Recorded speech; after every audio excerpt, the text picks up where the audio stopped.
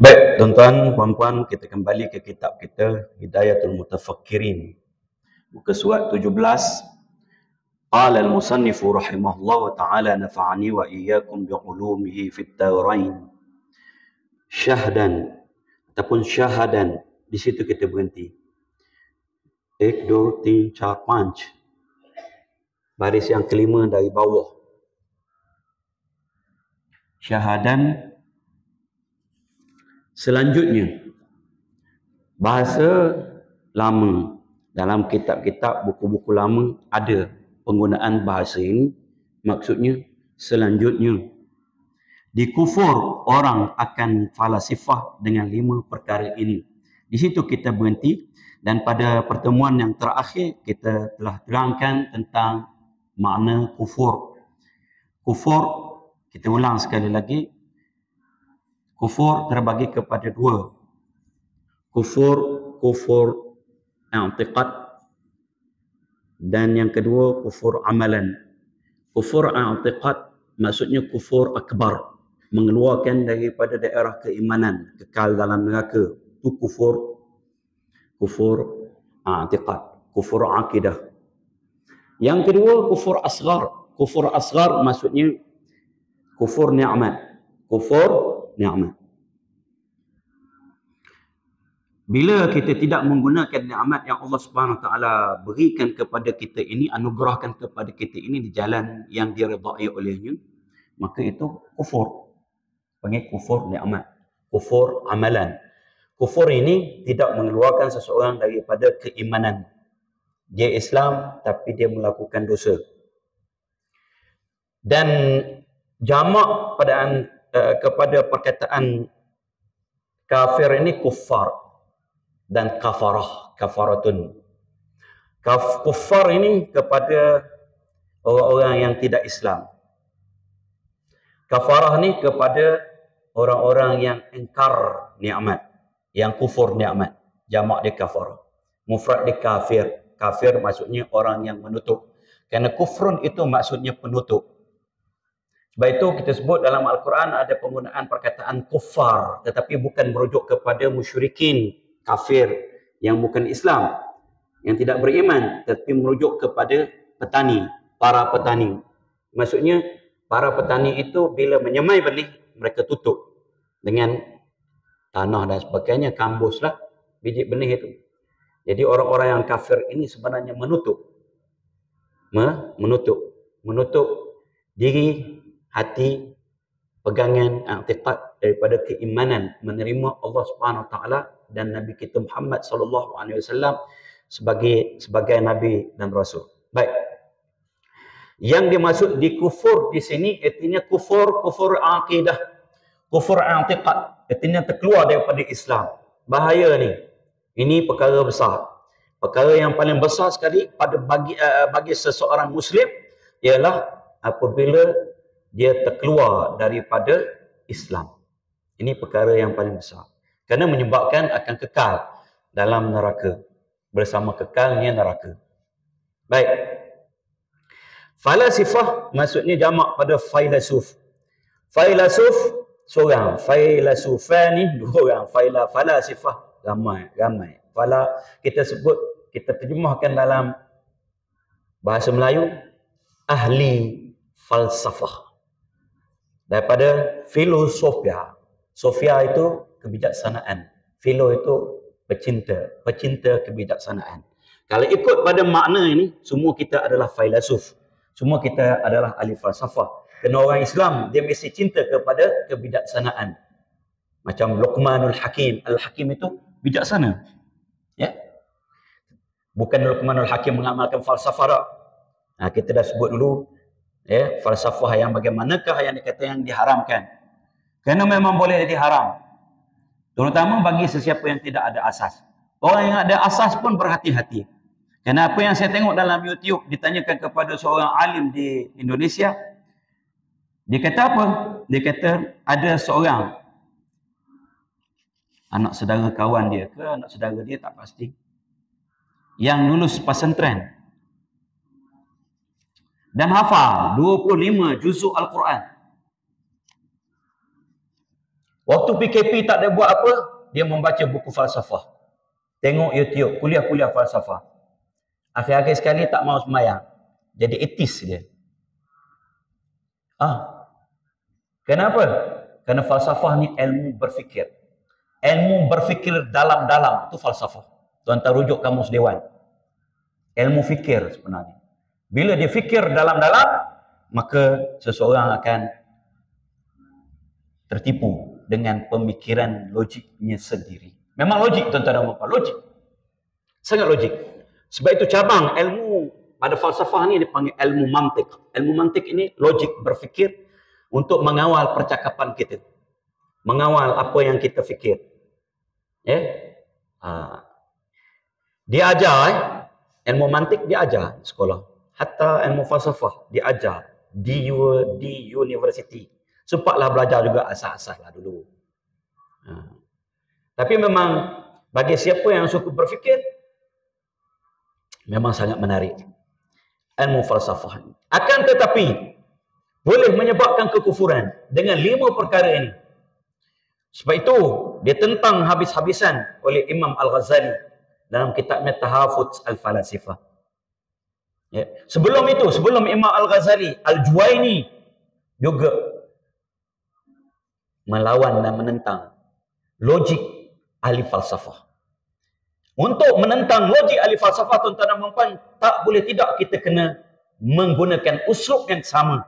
Kerana mereka tidak lagi beriman, tidak lagi percaya kepada apa? Al-Quran dan hadis.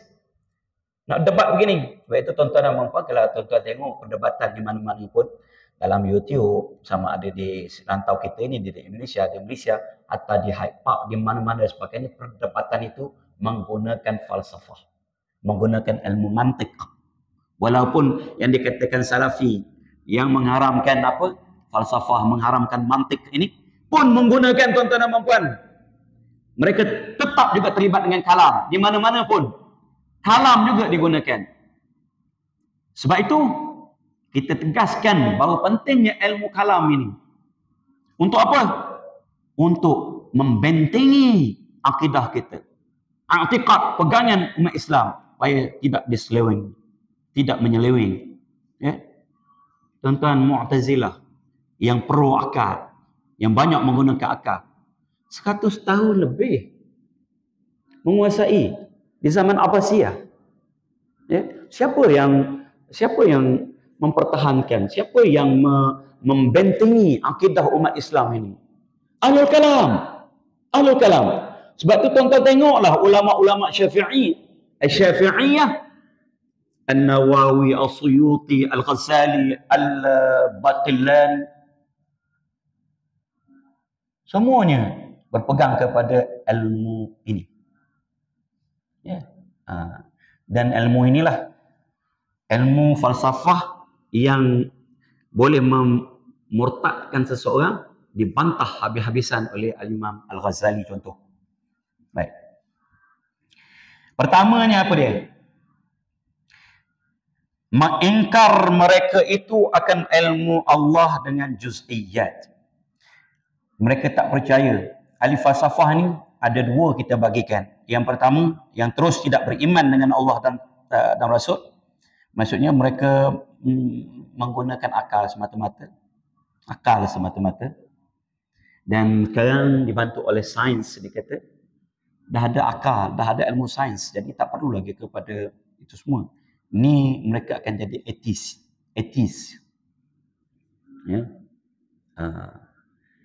Mulhid. Ad-Dahri. Itu istilah dia. Dahriyun. Mulhidun. Orang-orang yang tidak percaya pada Allah Subhanahu Wa Taala.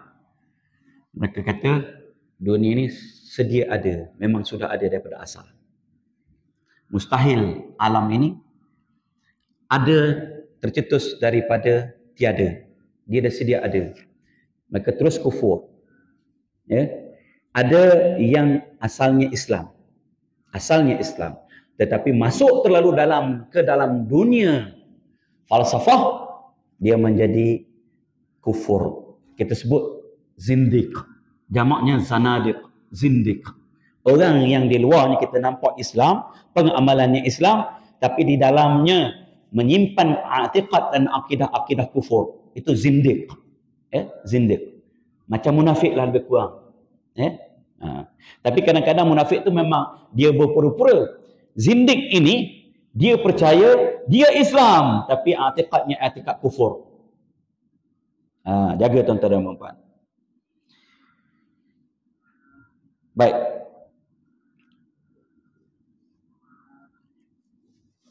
Ahli falsafah yang kata Islam ni, mereka mengatakan bahawa ilmu Allah Subhanahu Taala itu pada kulliyat saja, yang besar-besar saja. Yang kecil-kecil, detail-detail dia tak tahu. Sedangkan ilmu Allah Subhanahu Taala itu ya'lamu ma khalaq. Dalam Al-Quran sebut dia tahu apa yang dia cipta. Sehingga kan daun yang gugur pun Allah Subhanahu Taala tahu. Wa ya'lamu ma fil barri wal bahri. Dalam Quran Allah SWT sebut, Allah SWT itu tahu apa yang di daratan dan apa yang di lautan. Wa ya'lamu ma tasqutu min waraqatin wa ma tasqutu min waraqatin illa ya'lamuha. Wa ma tasqutu min waraqatin illa ya'lamuha. Tuan-tuan, berapa banyak pokok di dunia ini? Berapa banyak daun di atas pokok itu? Tuan-tuan tengok di luar, ada pokok. Pokok apa di luar tu?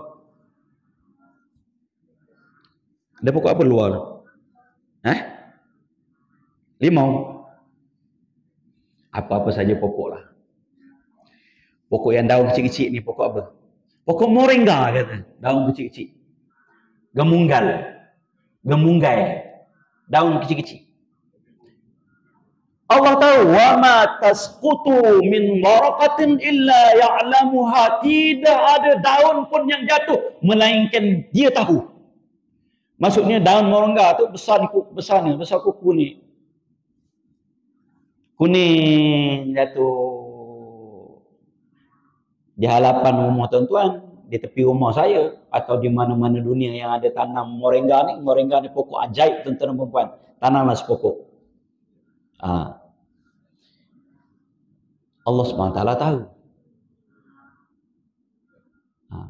Jadi secara detailnya Allah dah tahu pokok itu akan tumbuh, dan berapa helai daun yang jatuh sehari, bila masanya, saat yang keberapa, macam mana rupanya, apakah dia makan oleh ulat ataupun dia jatuh kerana dia kering, dia layu, dia dan sebagainya. Allah SWT tahu secara detailnya.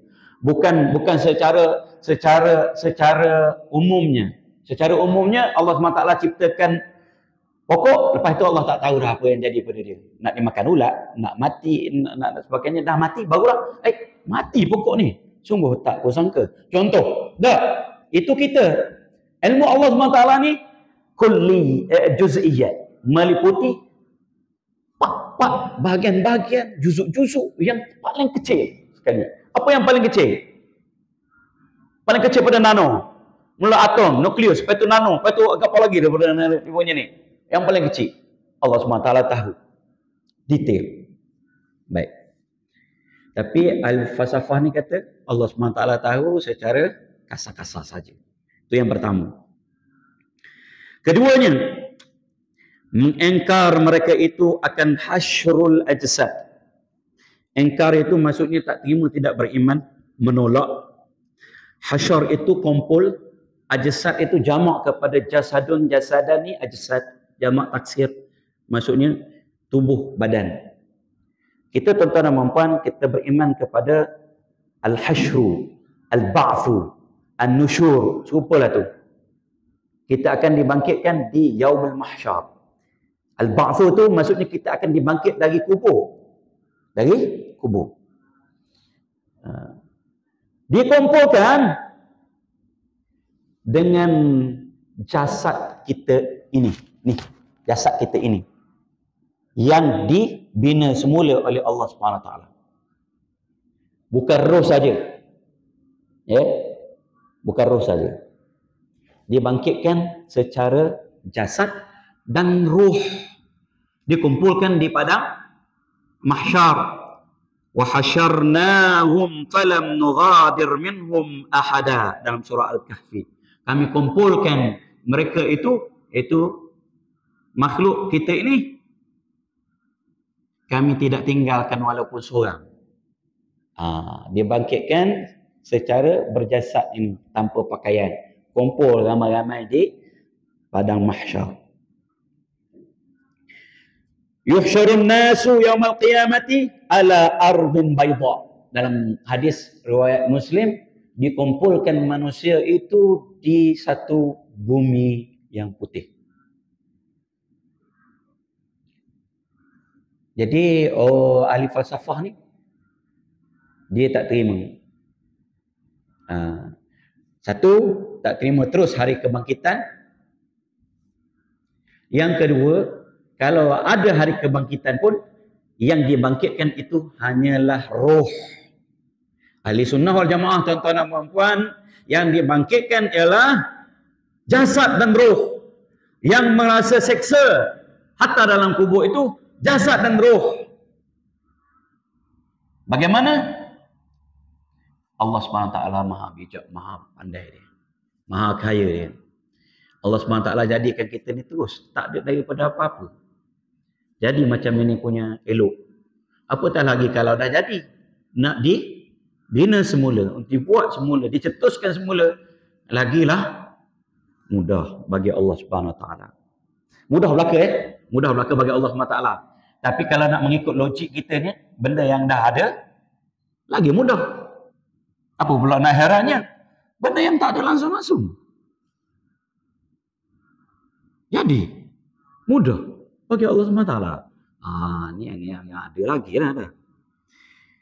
Baik. Ketiganya, mengingkar mereka itu akan baharu segala akhlak, dan berkata mereka itu dengan qadimnya. Alam semesta ini qadim, kata dia. Aflak, bulan, bintang, planet, cakrawala, galaksi, itu dia kata bukan baharu. Ini yang kita kata tadi ni. Bukan baharu maksudnya apa? Maksudnya memang dia sedia ada secara tabiat. Dia punya.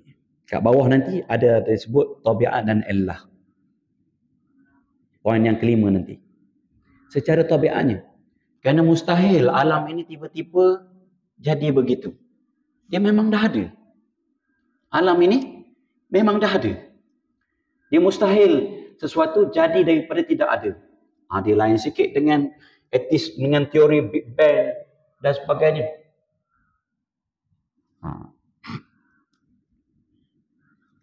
Dan alam ni qadim. Kalau tuan-tuan tengok poin yang kelima itu, Allah SWT. Kenapa juga ahli falsafah ini jadi kufur? Kerana dia kata Allah SWT ni menjadikan alam ini secara Allah dan tabiat. Allah ni macam ni tuan-tuan dan puan. Allah ni adalah akibat. Asbab. Sebab. Maklulnya akibat. Natijah. Dia kata apa? Dia kata, ahli falsafah ni kata apa? Bila ada Allah SWT, automatik serta-merta ada alam. Mustahil Allah SWT ada dia dengan sendirinya. Dia satu sahaja. Allah SWT itu Esa, tunggal. Dia secara tunggalnya ada. Tidak ada apa-apa bersama dengan Allah SWT. Itu adalah mustahil. Kerana Allah SWT ni dipanggil Allah yang kamilah. Allah mujibah dia panggil. Mujibah maklul. Mujibah maklul maksudnya bila ada Allah SWT mewajibkan ada alam. Maka alam itu ada serta-merta. Allah tu Allah, alam tu alam. Tapi alam itu ada serta-merta dengan Allah SWT. Ini kufur, tuan-tuan dan puan-puan. Kufur. Dan termasuklah ada orang-orang Islam sini yang berpegang kepada ini. Kegelinciran namanya. Dia pegang pada apa? Dia tak kata alam yang ini tak qadim. Alam yang ini tak qadim. Kerana ada hari kiamatnya jelas. Tapi silsilah siri alam itu qadim. Tidak secara individual.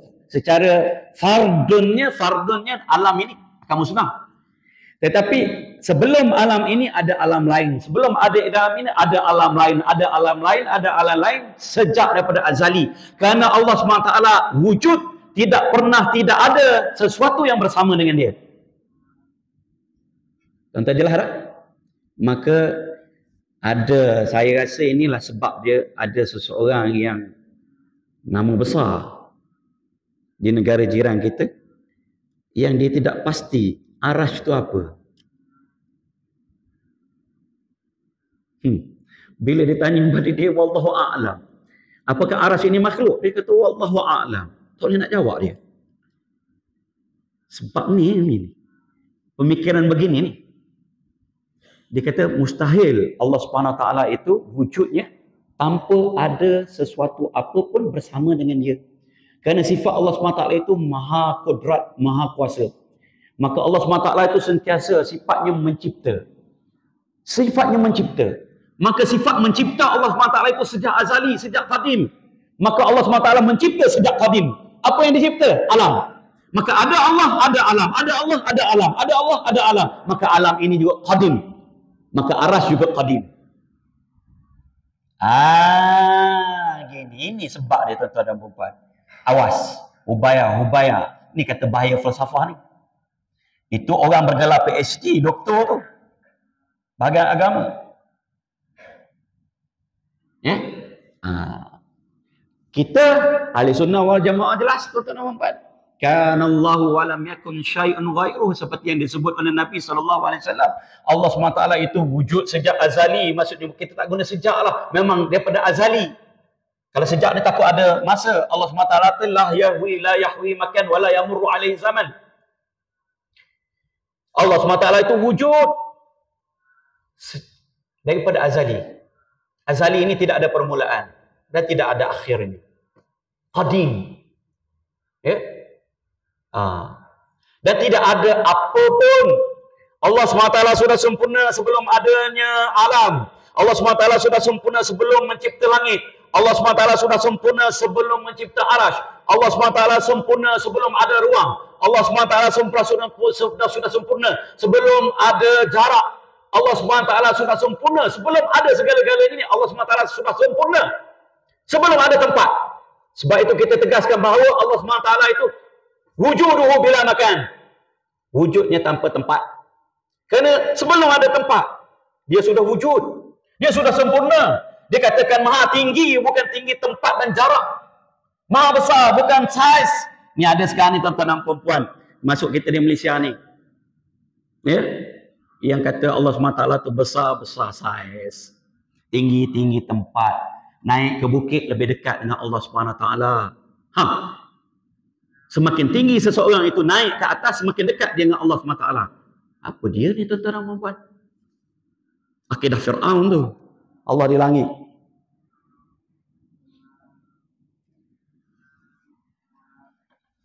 Nak tanya tuan-tuan, kita biasa baca hadis tu di masjid ni. Bilakah seseorang hamba itu paling dekat dengan Tuhan dia? Bila dia bersembahyang. Betul. Bila? Waktu berdiri ke waktu sujud? Waktu sujud. Aqrabu ma yakunul 'abdu min rabbihi wa wasajidun fa aktsirud du'a. Sedekat-dekat seseorang hamba itu dengan Tuhannya ialah apabila dia bersujud. Maka perbanyakkanlah doa.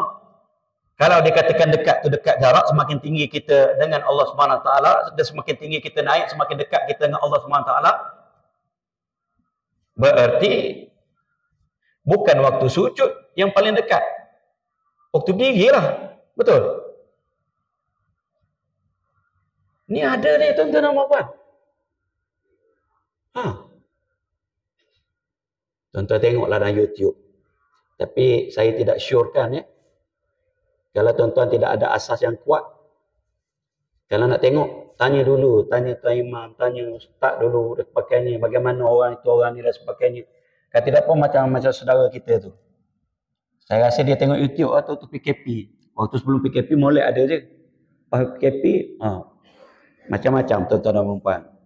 Mula condemn mufti Mesir, Ali Jumaah, Syekh Ali Jumaah. Lepas itu Imam Hanafi kena, lepas itu Imam Ibn Hajar Al-Asqalani kena, Imam Ibn Katsir kena, akhir-akhir sekali imam dia yang diperpegang pada sebelum ini pun, misalnya Syekh Al-Albani pun kena juga. Lama-lama tak ada orang yang betul, dia seorang dia. Ini bahaya tuan-tuan dan puan-puan, pemikiran begini bahaya. Sebab itu kita, ilmu kalam ini akan membuka ufuk pemikiran seseorang itu. Satu lagi ilmu tasawuf, hati dia kerah. Dah ilmu tasawuf dia kata ilmu ayat acap. Jangan kerah hati. Tu nak gaduh, gocor aja, sebagainya tak habis-habis.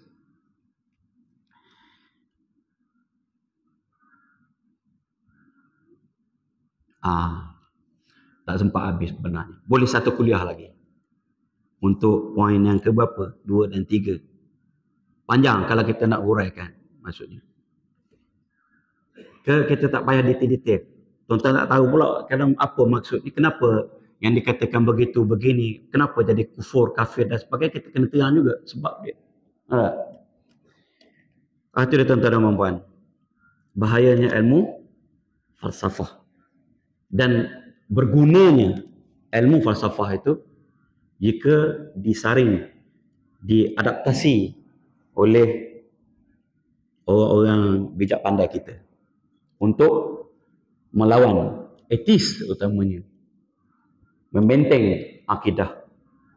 Maka kalau kita tengok dalam ta'arif Kamus Dewan, dia kata ibu ilmu ahli falsafah. Falsafah ni bukan ahli falsafah. Falsafah ni ibu ilmu. Sebab itu kita tengok falsafah pendidikan kebangsaan, falsafah pendidikan Islam, semua guna falsafah. Dah lah. Baik. Untuk kita huraikan panjang lebar. Maka mungkin insya-Allah kita satu kuliah lagi insya-Allah. Wabillahi taufiq wal hidayah. Wassalamualaikum warahmatullahi wabarakatuh. Kita akhiri majlis kita dengan membaca surah Al-Asr dan tasbih kafarah. Bismillahirrahmanirrahim. Innal insana lafi khusr illa allazina amanu wa amilus solihati wa tawasaw bil haqqi. Subhanakallahumma wa bihamdika asyhadu an la ilaha illa anta astaghfiruka wa atubu ilaik.